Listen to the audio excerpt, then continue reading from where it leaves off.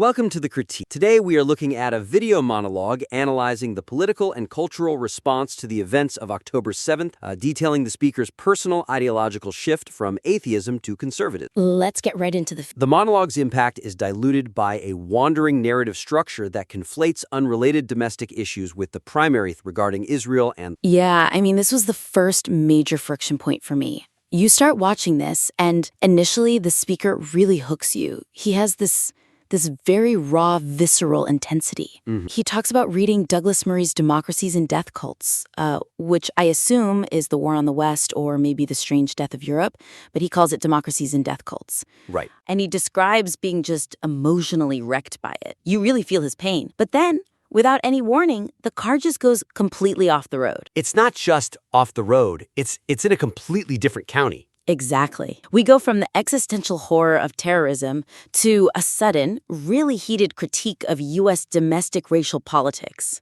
Yeah, the jump is jarring. He starts rattling off black-on-black crime statistics and challenging narratives about American policing. Then, almost in the exact same breath, he's talking about his past life, manifesting a Lamborghini and watching Miss Rachel videos. It gave me conversational whiplash. I'm trying to process a geopolitical tragedy, and suddenly I'm in a debate about Chicago crime rates and New Age manifestation. Right. It creates this stream of consciousness feel. And while that might seem authentic, like you're just hanging out in his living room, it essentially destroys the argument. The weakness here is that he's trying to explain why the world turned a blind eye to Jewish victims, which is a massive, complex thesis. But by detouring into American police statistic, he is inviting the listener to have a completely different fight. Oh, absolutely. A viewer might agree with him 100% on Israel, but vehemently disagree on U.S. domestic policing.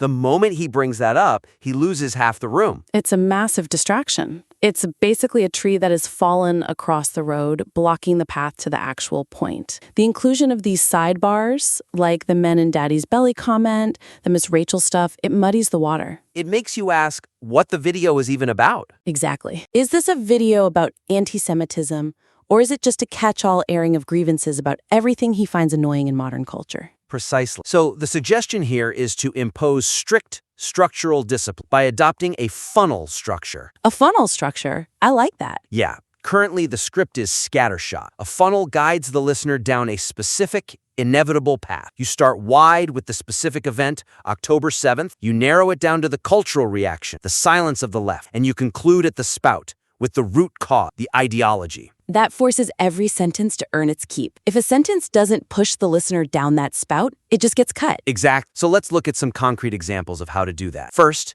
cut the section regarding U.S. police statistics and black crime rates. Good cut. It invites a debate about American domestic policy that fundamentally detracts from the point about Hamas and it. It's a radioactive topic that sucks the oxygen out of... Right. If the goal is to make people care about October 7th, don't give them a reason to be angry about domestic politics. Second concrete example. Move the personal anecdote about being a stoner kid who believed in global Jewry conspiracies to the very beginning. Oh, that's a fantastic note. Right now it's buried way near the end of the video. It establishes immediate credibility. It creates a redemption arc hook right up front rather than hiding. That changes the dynamic completely.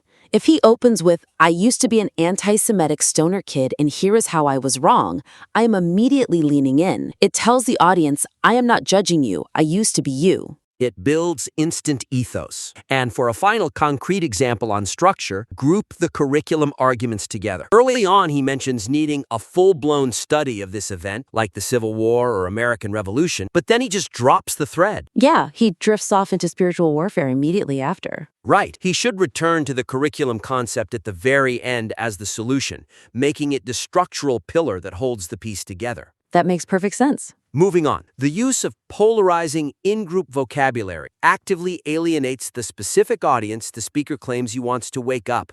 This was the part that I wrestled with the most while reviewing the piece, because the speaker is clearly so passionate. He is. He explicitly states, I want to reach the deceived. He wants to talk to his old friends, the people in the dark, but the weakness is in the words he chooses to use. He calls the attackers animals. He refers to the opposing ideology as demonic. He mocks safe spaces and Narnia. He makes a derogatory comment about a boy as a girl regarding gender identity. It's the language of the choir, not the language of the missionary. Exactly. It feels like he's venting. And I get it. Venting feels good. But if I am a liberal or someone on the fence, the exact person he calls deceived, and I click on this video, the second I hear boy is a girl or demonic, I'm gone. You tune out. My brain categorizes this as a partisan attack and I close the tab. I never hear the substantive points about the brutality of the attacks because the speaker essentially slammed the door in my face within the first 2 minutes. The rhetoric is actively undermining his own mission. You cannot insult someone into agreeing with you. No, you really can't. So the suggestion here is to bridge the gap by framing the argument through shared values before deconstructing the opponent's worldview. But how does he do that without diluting the truth? I mean, the acts were horrific. We aren't telling him to sugarcoat it, right? Not at all. Actually, he needs to be more graphic but less judgmental. The first concrete example is to show, don't tell. Instead of labeling the attackers animals immediately, which is a conclusion, describe the specific actions mentioned in the text. Like the execution of the 10-month-old baby? Yes, and the mangling of the grandmother. Present those facts starkly and clinically. If you present the undeniable evidence, you let the listener conclude for themselves that the behavior is inhuman. That is a very powerful distinction. If you say they are animals, it's just your opinion. If you give them the facts, they have an epiphany on their own. You let the horror speak for itself. Exactly. The second concrete example is to replace the mockery of safe spaces or Narnia with a more empathetic approach to why people prefer comforting lies over harsh truths. Right, because he admits that facing this evil was traumatizing for him, too. So use that empathy. Frame it as, I understand why you want to look away. I wanted to look away too. Acknowledge that facing evil is traumatizing, which explains the cognitive dissonance far better than simply calling them evil. That turns the opponent from a villain into a victim of their own fear. It offers them an off-ramp. Which leads to the third concrete example. Frame the leftist blindness not as malice, but as a tragic misapplication of empathy. Oh, I like that phrasing. Tell them you care so much about the oppressed that you have been manipulated into supporting the ultimate oppressed. This allows the listener to save face while changing their mind because you are validating their core value of empathy. It's basically saying your heart is in the right place, but your map is completely wrong. That is how you actually win people over. Precisely. Let's shift to our next area of focus. Relying on broad generalizations and singular theological opinions undermines the factual authority of the argument. This is where I got a bit itchy with the text. The weakness here is that the speaker weakens his really strong emotional case by presenting highly debatable opinions as absolute facts. Yes, the Peter Ruckman quote stands out here. Exactly. He cites this old-time preacher Peter Ruckman to claim, there is no terrorist in Islam, only a martyr. That is a massive theological assertion. It's a sweeping generalization. And it can be easily challenged by Islamic scholars or counter-terror experts. By anchoring his argument on this singular definition from a Christian fundamentalist preacher, he risks the straw man fallacy. Any critic can just dismiss it by saying, well, of course a Christian preacher would say that. It looks like bias, not fact. And he does something similar with the history. He broadly dismisses the Free Palestine movement purely as a Naziist ideology, without parsing the difference between Hamas leadership and general sentiment. That lacks nuance. It does. He also claims Gaza had no Jews because they were kicked out. The sentiment of hostility he's describing is very real, but if you get the basic history wrong, the listener assumes you are wrong about everything else. Accuracy is the currency of persuasion. The suggestion here is to steelman the argument. Strengthen the case by citing primary sources rather than third-party interpretation. Always go directly to the source. Let's look at concrete examples. First, instead of quoting Peter Ruck, quote the Hamas charter direct, or even better, reference the specific phone call mentioned in the source material where the son calls his father and brags, "Look what I did, Dad." That recording is undeniable. Exactly. It shifts the argument from a debatable theological interpretation to hard, undeniable evidence of specific intent. It proves the culture of death argument far more effectively. It's visceral. It's much harder to argue with a recording of a man celebrating murder than it is with a preacher's opinion. Second concrete example. When discussing the claim that Gaza had no Jew, provide the specific historical context of the 2005 disengagement. Right, the unilateral withdrawal. Be precise about why the Jews left. They weren't just kicked out by residents. The Israeli government forcibly removed its own citizens in an attempt at peace, showing that historical accuracy matters for the credibility the speaker claims to value. It shows he's actually done the homework. And third, reference a specific Douglas Murray arguments regarding proportionate war. rather than just saying the book wrecked him. Give the audience the intellectual meat of what specifically changed his mind. That actually transitions perfectly into our final point today, because he talks a lot about education and study in the text. He does. The proposal for an educational curriculum is a strong concept that fails to materialize into a concrete takeaway for the audience.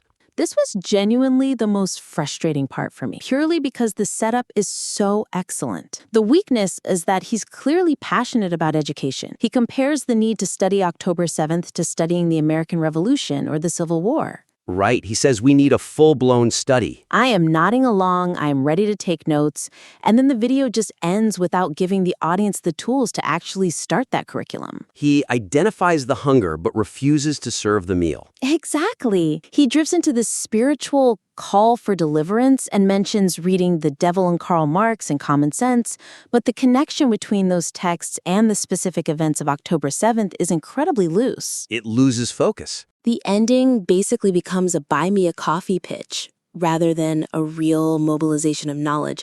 If the premise is that people are uneducated, you have to educate them. The suggestion here is to end with a concrete syllabus that the listener can actually use to educate themselves or others, fulfilling the video's core premise. And with a checklist. Here are the 3 things you do tonight. Exactly. Here are the concrete examples for this syllabus. First, explicitly list the 45-minute clip source or where it can be viewed. He emphasizes its power to Zionize him.